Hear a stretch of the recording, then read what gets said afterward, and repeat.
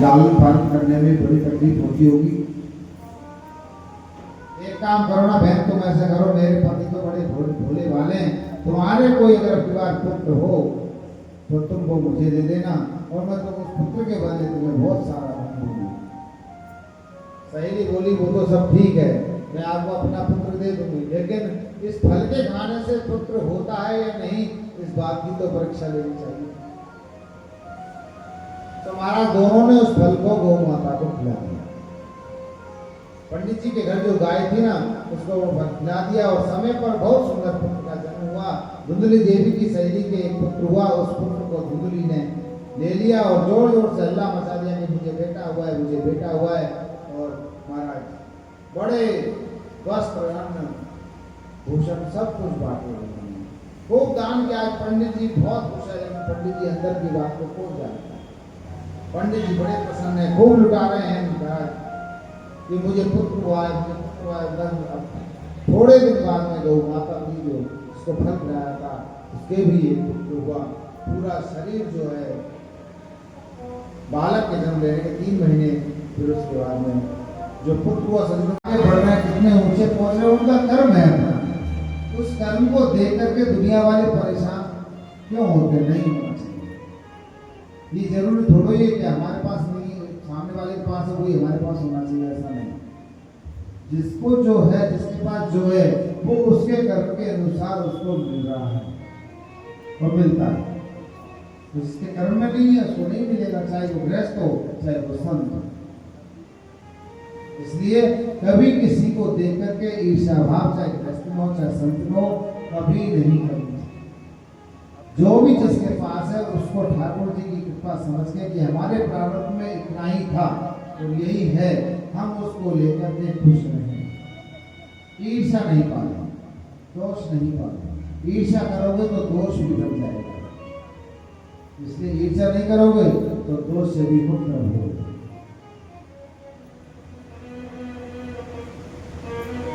तो महाराज आत्मदेव जी महाराज को आज हो जब सब देखा, काफी परेशान हो गए।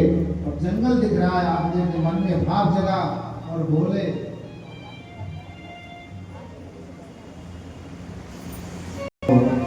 भगवान मैं क्या करूं, कहां जाऊं, मेरी समझ में नहीं आता है।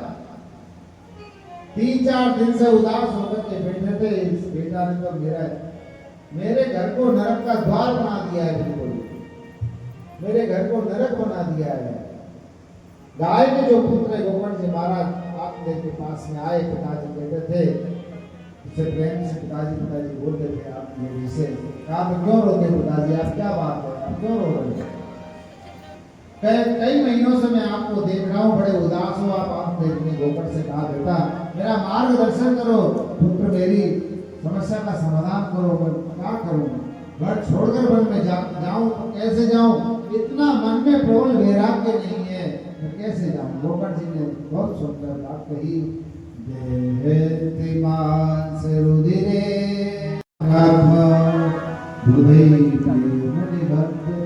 जैसी ममता हम संसार के प्रति करते हैं, जैसा अनुराग हम दुनिया के प्रति हमारा है, उसका 1 भी प्रतिशत अगर हम भगवान के प्रति हो जाएं तो हमारा कल्याण अवश्य होगा। भगवान के साथ कोई संबंध जोड़िए, आपको जो संबंध अच्छा लगे वो जोड़ लीजिए। भगवान को कुछ भी बना नहीं दिया। गोपियों ने कृष्ण को पति रूप में चाहा, मधुमंगल ने सखा रूप में चाहा, प्रभु को भगवान के सखा बने। माता यशोदा ने पुत्र रूप में चाहा उनको, तो उनके पुत्र बन करके आए। कंस ने शत्रु के रूप में चाहा तो शत्रु के रूप में आए। किसी भी भावना से प्रभु का बस भजन करें, गोविंद को अपना बना। कर्माबाई ने बेटा बन के चाहा तो उनकी, लेकिन उनके पिताजी ने जीवन भर सेवा करी। कर्माबाई ने पुत्र माना, एक दिन की सेवा में उनको प्रकट कर दिया। ये बात नितांत सत्य है कि संसार का बेटा एक बार धोखा दे सकता है, परंतु गोविंद को अगर बेटा बना लोगे तो कभी धोखा नहीं दे सकता। वो समस्त कार्य अपने हाथों से करेगा अगर आप बना लिया और आपने वाकई में आपने हृदय से उसको माना है, सर्वस्व उसको माना है, तो निश्चित आपका बना लिया।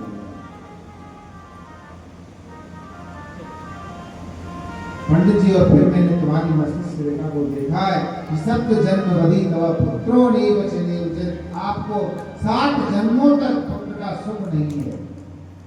क्यों ना गोविंद के चरणों में मन को लगाओ। पंडित जी संत के चरणों में लेकर के बोले, क्या हुआ उद्धव, तुम उदास क्यों हो, क्या बात है,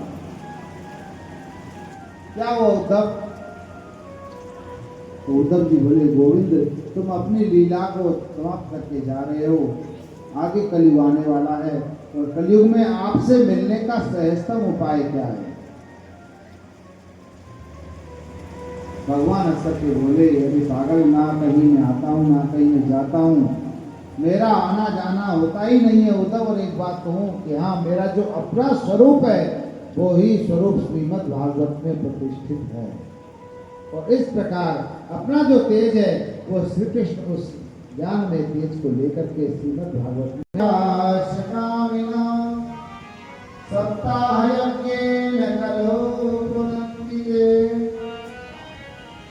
जिस मनुष्य ने जीवन में एक भी सत्कर्म नहीं किया, क्रोध रूपी अग्नि में जो हमेशा जलता रहा हो, वह व्यक्ति भी 7 दिन अगर नियम से कथा का श्रवण करे, 8वें दिन उसके जीवन में पवित्रता आने लग जाती है। जो व्यक्ति जीवन में कभी सत्य नहीं बोला और जो वंश व्यक्ति से प्रकट हुआ, माता पिता की जिसने सेवा नहीं करी, ऐसा पापात्मा दुराचारी भी अगर 7 दिन नियम से कथा को सुन ले तो वो भी पवित्र होने लगता है। लेकिन कब होने लगेगा? जब वो उसको अपने अंदर उतारेगा तब। ऐसा नहीं कि दुराचार करते रहो, ये भागवत कथा कहानी सुन ली होती, ऐसा नहीं। जब तक वो अपने अंदर इसके सद्गुण नहीं लाएगा, अपने जो इसके अंदर जो प्रताप जो आता है आचरण वो नहीं लाएगा, उसको अपने अंदर नहीं उतारेगा, भक्ति में नहीं बढ़ेगा, तब तक उसका कुछ नहीं है।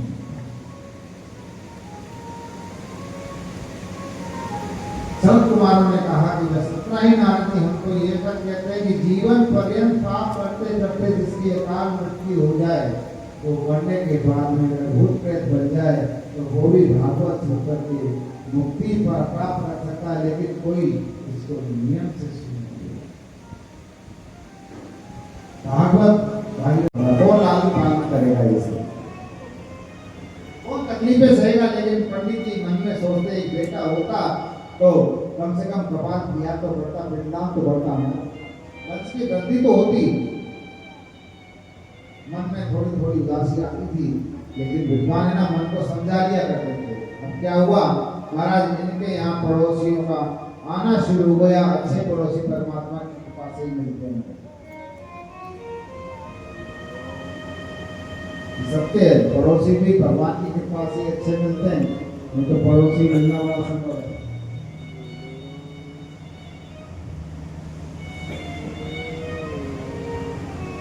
कोई कई पड़ोसियों को क्या आना जाना शुरू कर दिया, क्यों जी पंडित जी, ये आपके घर तुलसी है ना, ये क्यों सूख जाती है? पंडित जी बोले, भैया क्या मालूम, सेवा को मैं रोज करता हूं, पता नहीं क्यों सूख जाती है। अरे वो आपके घर पर से गाय है ना, इसको कोई बछड़ा वछड़ा नहीं होता है। पंडित जी बोले, भैया क्या मालूम, जंगल में भी ले जाता हूँ, सब कुछ है, लेकिन कोई पता नहीं क्यों इसको बछड़ा वछड़ा नहीं, सेवा तो मैं खूब करता हूँ। तो लोगों ने कहना शुरू कर दिया, अरे पंडित जी आपके कोई बेटा नहीं है ना, आपके घर कोई पुत्र नहीं ना, इसी पाप की वजह से आपके घर तुलसी सूख जाती है, गौ माता बांध है, ऐसा वहम आज पंडित जी के मन में डाल दिया कि तुमसे तुम्हारे पुत्र जो है असंतुष्ट है, संतुष्ट नहीं है। कोई भी सामग्री तुम समर्पित करते हो ना तो वो स्वीकार नहीं करते हैं, क्योंकि तुम्हारे घर कोई बेटा बेटी नहीं है ना, इसलिए पूर्णा नरका तारेति पुत्रा, एक पूत नाम का नरक होता है ना पंडित जी, जिसको पुत्र नहीं होते वो शायद उस नरक में जाते हैं। लोगों ने ऐसा वहम डाल दिया, ये विद्वान जो पुरुष भी आज वहम के वशीभूत हो गए। जीवन में वहम कभी मत करो, शंका कभी मत पालो, सब गोविंद के ऊपर छोड़ दो, अपना सर्वस्व गोविंद को समर्पित कर दो। गोविंद गीता में गोविंद कहते हैं कि नन्यास चिंतन माम ये जना परिपास्ते तेषा नित्याभियुक्ता नाम योग क्षेमम वहाम्य। अनन्यता से जो मेरा चिंतन करता है, जो मेरी भक्ति करता है, जिसकी दृष्टि में एक के अलावा कोई दूसरा ना हो, उसी को ही अनन्य कहते हैं। आत्मदेव जी महाराज के मन में इतनी विकृता आ गई, उद्वेग आ गया।